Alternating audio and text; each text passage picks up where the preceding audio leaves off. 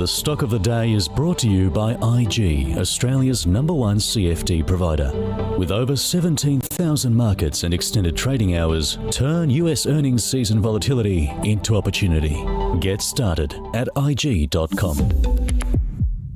Yeah, stock of the day, I thought we'd take a look at Endeavour Group, the big liquor and hotel group, also gaming. The company has given an update today, reported a 0.5% uptick in sales for the first quarter of FY25, mostly boosted by its hotel business. With flat retail sales compared with the previous corresponding period, the group expects operating earnings margin of between 7 and 7.5% for the first half of FY25.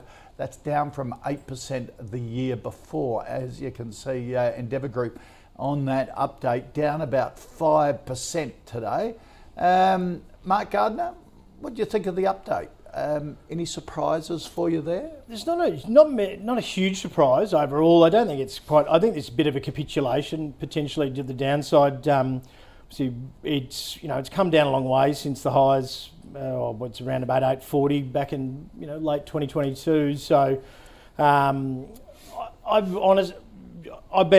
we haven't held this one necessarily. I really wanted those PEs sort of more 20 or below in those consumer staples because over the last couple of years, because we've actually had high guaranteed yields. So there wasn't they did cling on. Woolworths, Coles, Endeavour, they did cling on to those really high PEs from the bygone era where interest rates were zero, and they got that premium. But I think that's kind of been belted out of them now, particularly Woolworths and Endeavour now. But look, I think forward PE on this is under 20 now.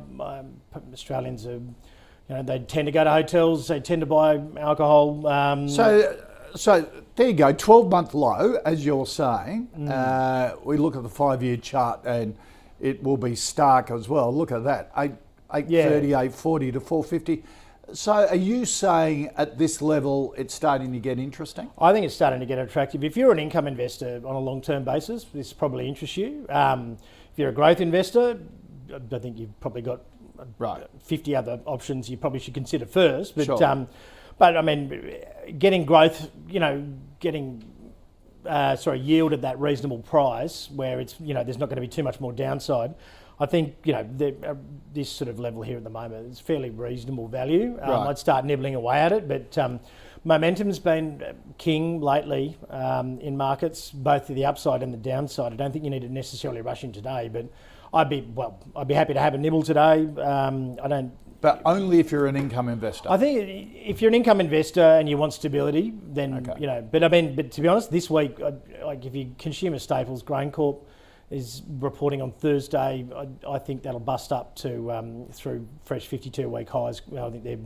It'll be very close to record volumes after an incredible season through winter and then favourable conditions going forward. So I'd be more looking at that at the moment. But as an income, income and with some growth, with some upside here for the next. Because my next question to you was going to be if you see Endeavour as interesting for an income investor of that income batch alternatives. Would Endeavour be high on your list? But you're saying GrainCorp would be high. GrainCorp in the staples sector would be at the moment, right. Woolworths is probably.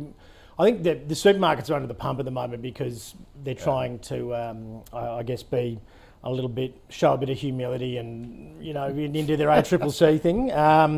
I can't imagine we're going to get any overly optimistic updates out of either one of those guys until that thing's out of the way.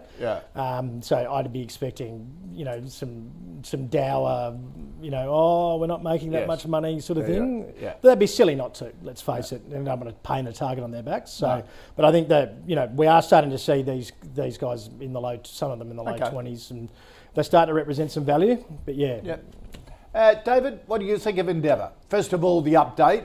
Is it anything to be worried about and at these levels? Yeah, a little bit worried. It's probably a continuation of a lot of the commentary that Endeavour's had over the last couple of years. We saw that the result was a little bit softer in terms of retail.